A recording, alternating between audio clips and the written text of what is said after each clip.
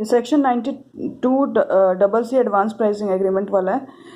मतलब जो तूने एक सर वाला वीडियो क्लिप भेजा था ना, वो वाला। इसमें क्या है, इसमें कोई भी इंडिविजुअल जो रेजिडेंट होता है वो क्या करता है, CBDT को एप्लीकेशन करता है। ठीक है, कि वैसे तो तेरे को पता, फिर भी बता देती हूँ। CBDT को एप्लीकेशन करता है कि मुझे ये एडवांस प्राइसिंग एग्रीमेंट में करना है। ठीक है, फिर CBDT किससे अप्रूवल लेती है, CG से, सेंट्रल गवर्नमेंट से, और इसके साथ, इस इंडिविजुअल के साथ एडवांस प्राइसिंग एग्रीमेंट में एंटर हो जाती है। ठीक है, अब इसमें क्या है, अब ये बाइंडिंग सिर्फ इस पे और जो इनकम टैक्स के ऑफिसर वगैरह होते हैं, IT authority up to the CIT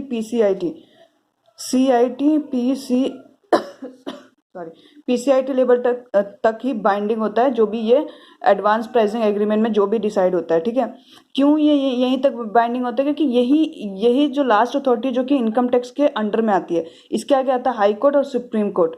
ये दोनों, हाई कोर्ट और सुप्रीम कोर्ट में कुछ भी चीज़ अपील वगैरह जाती है, वो इनकम टैक्स डिपार्टमेंट के हाथ के बाहर है, इसलिए ये बाइंडिंग इस पर कभी कर ही नहीं सकते। इसलिए सिर्फ CIT और PCIT जो लास्ट इनकम टैक्स की अथॉरिटी होती है, सिर्फ वहीं तक बाइंडिंग होता है। ठीक है, अब एडवांस प्राइसिंग एग्रीमेंट में क्या हो सकता है, पहला, या फिर ये आर्म लेंथ प्राइस, खुद ही CBDT इसने जो बोला कि मेरे ये ऐसे मेरे ट्रांजैक्शन है, ये मेरे टाइप के इंटरनेशनल ट्रांजैक्शन, तभी एडवांस प्राइसिंग एग्रीमेंट हो रहा है। ठीक है, तो CBDT या फिर डायरेक्टली इससे पूरी इन्फॉर्मेशन लेके और एक प्राइस निकाल के आर्म लेंथ प्राइस दे सकता है इसको, कि ये रहा तुम्हारा आर्म लेंथ प्राइस, इसके हिसाब से तुम अपनी इनकम दिखा दो। दूसरा, या फिर CBDT इसको मेथड बता सकता है कि आप कप मेथड, ये वाला मेथड, ये वाला मोस्ट अप्रोप्रिएट मेथड, आप इस मेथड लगा दो। ठीक है, तो वो डिपेंड करता है कि किस हिसाब से CBDT ने इसको मेथड बताया, डायरेक्टली आर्म लेंथ प्राइस बता दिया। ठीक है, अब ये क्या होता है, अब ये जो इंडिविजुअल ये एप्लीकेशन देता है। ठीक है, एप्लीकेशन सपोज देता है, मैं मान लेती हूँ कि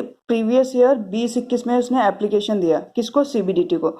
CBDT ऑब्वियसली गवर्नमेंट डिपार्टमेंट, तो इट विल टेक टाइम। तो CBDT क्या करता है, CBDT हो सकता है कि 21, 22 और 22 और 23 यहाँ पे CBDT एडवांस प्राइसिंग एग्रीमेंट करे। इंडिविजुअल ने एप्लीकेशन दिया प्रीवियस ईयर 20-21 और CBDT ने एप्लीकेशन एग्रीमेंट किया 22-23 में। ठीक है, हो सकता है कभी भी करते, मतलब 1-2 साल तो लगते ही हैं। अब जैसा गवर्नमेंट डिपार्टमेंट है, इनको भी अपना पूरा कैलकुलेशन वगैरह करना होगा। ऐसा तो नहीं कि इसने जैसे एप्लीकेशन किया वैसे ही उस विद इन 1 ईयर में या फिर विद इन पर्टिकुलर टाइम में एग्रीमेंट हो जाए। हो सकता है 1-2 साल लग जाए। तो मैं मान रही हूँ कि 22-23 में इसमें एग्रीमेंट हुआ। तो जब ये एप्लीकेशन करते हैं तो ये बताता है कि मेरे को इन 5, मतलब जो भी एप्लीकेशन करेगा वो ये वाला करंट ईयर हो जाएगा, इसके नेक्स्ट कंसेक्यूटिव 5 ईयर्स के लिए ये एग्रीमेंट में होगा, 23, 24, 24, 25। ठीक है, यानी जो एडवांस प्राइसिंग एग्रीमेंट, सपोज यहाँ पे उसने बता दिया कि आप ये वाला मेथड लगाओगे, या फिर इस मेथड से, या फिर इस ये आपका आर्म लेंथ प्राइस होगा। ठीक है, तो इस 5 साल में कंसेक्यूटिव लगातार 5 साल में जो जो इंटरनेशनल ट्रांजैक्शन होंगे उन सब पे यही जो एडवांस प्राइसिंग एग्रीमेंट बोला जाएगा वही एप्लीकेबल हो जाएगा। मतलब अगर सपोज एडवांस प्राइसिंग एग्रीमेंट में कोई मेथड बता दिया, कप मेथड से लगाना है, ऐसे ऐसे करना है, तो ये इंडिविजुअल जो है ये 5 सालों में इसी हिसाब से, जिस हिसाब से एडवांस प्राइसिंग एग्रीमेंट में बोला गया है, उसी हिसाब से अपने सारे इंटरनेशनल ट्रांजेक्शन का सारी कैलकुलेशन ऐसे करके अपनी इनकम बताएगा। ठीक है, फिर क्या होता है, एक इंडिविजुअल के पास ये ऑप्शन होता है कि वो रोल बैक में भी जा सकता है। ठीक है, रोल बैक मतलब क्या है, वो जिस करंट ईयर में जिसने उसने एप्लीकेशन दिया था उसके पिछले 4 सालों में, यानी यहाँ पे 19-20 होगा, फिर होगा 18-19, और फिर होगा 17-18, और फिर होगा 16-17-18, फिर होगा 16-17, यानी इस साल करंट ईयर के 4 पिछले साल, यानी 1 साल, 2 साल, 3 साल, ये 4 साल के लिए रोल बैक में एंटर हो सकता है। रोल बैक में एंटर होने का मतलब क्या है,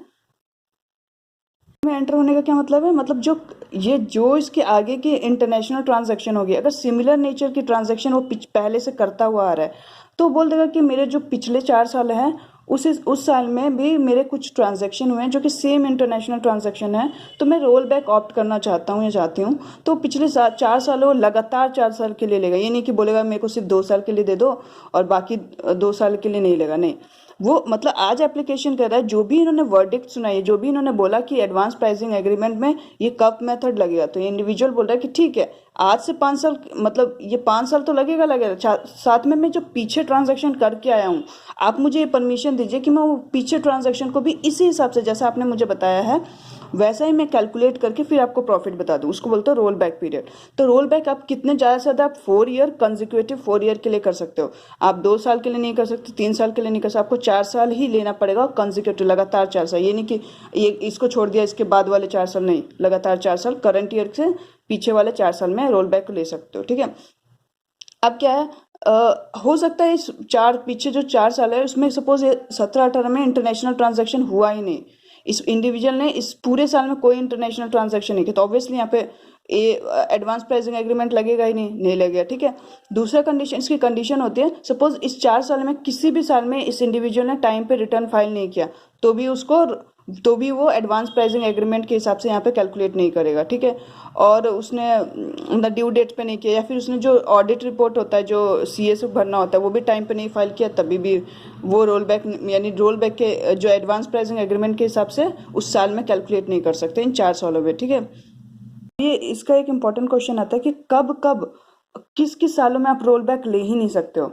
ठीक है, या फिर रोल बैक प्रोविजन ही एप्लीकेबल नहीं होगा, पीछे रोल बैक मतलब पीछे वाले साल की बात हो रही है। ठीक है, इन 4 साल की बात करें तो पहला इन्होंने ये लिखा है कि अगर इन 4 सालों में ऑब्वियसली इसने जो भी इंडिविजुअल होगा, सपोज मैं हूँ, मैंने इन 4 सालों में अपनी रिटर्न फाइल कर दी होगी। ठीक है, असेसमेंट भी हो गया होगा इनका 4 सालों का, असेसमेंट मतलब डिपार्टमेंट ने असेस कर दिया होगा। ठीक है, सब चीज़ हो गया होगा कि 4 साल पहले की बात है। अब क्या हुआ होगा, सपोज इस 4 सालों में किसी भी साल में कोई मेरा केस ITAT के पास पेंडिंग था और उसका ऑर्डर भी आ गया है। ठीक है, इससे बड़ा जो फैक्ट फाइंडिंग अथॉरिटी होती है वो होती है ITAT। अब ITAT इतनी बड़ी फैक्ट फाइंडिंग अथॉरिटी, उसने अब जब आपको ऑर्डर दे दिया तो अब वापस एडवांस प्राइसिंग एग्रीमेंट थोड़ी लगाओगे उस पर। इतने बड़े जब अथॉरिटी ने बोल दिया कि ये ठीक है, जो भी असेसमेंट है जो भी है ऑर्डर उसने अपने दे दिया, तो ये एडवांस प्राइसिंग एग्रीमेंट अब आप नहीं लगाओगे उसमें। ठीक है, तो मतलब रोल बैक ईयर में किसी भी साल में अगर कोई केस आपने ITAT में कोई केस गया था और ITAT ने ऑर्डर सुना दिया, इतनी बड़ी अथॉरिटी जब कुछ ऑर्डर सुना चुकी है तो आप वापस उसको थोड़ी रिवाइज करोगे।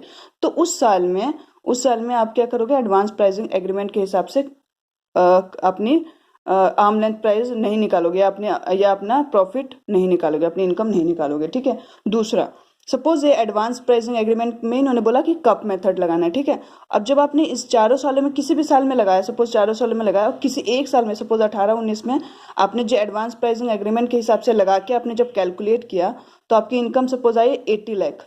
इनकम बोल रही हूँ, मतलब प्राइस आपका इनकम ही मान लेते हैं, सपोज इनकम आई 80 लाख। ठीक है, लेकिन आपने जो 18-19 की रिटर्न में दिखाई है, रिटर्न में आपने इनकम दिखाई है वो दिखाई है 90 लाख।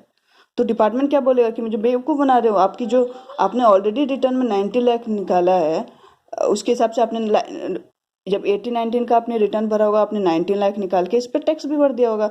अब एडवांस प्राइसिंग एग्रीमेंट की वजह से अगर जो अथॉरिटी ने बोला कि आप ऐसे मेथड से निकालो, उस मेथड से निकाला तो उससे जो इनकम आई वो कम आ गई, तो यहाँ पे ये रोल बैक प्रोविजन लगेगा ही नहीं। डिपार्टमेंट बोल रही है कि यहाँ पे रोल बैक प्रोविजन लगेगा ही नहीं। डिपार्टमेंट ये बोल रही है कि जहाँ पे हमारा लॉस होगा हम तो यहाँ पे नहीं लगाने देंगे। क्यों लॉस हो रहा है, क्योंकि आपने जो निकाला था आपके हिसाब से 90 लाख पे टैक्स लगना चाहिए, लेकिन जो आपने एडवांस प्राइसिंग एग्रीमेंट के हिसाब से निकाला तो 80 लाख यानी कम हो गया। तो इस केस में एडवांस प्राइसिंग इस केस में इस वाले साल इस पर्टिकुलर ईयर पे क्या नहीं लगेगा, एडवांस प्राइसिंग एग्रीमेंट नहीं लगेगा। ठीक है, अगर कोई और क्वेश्चन होगा तो मुझे बता दियो। Okay, bye.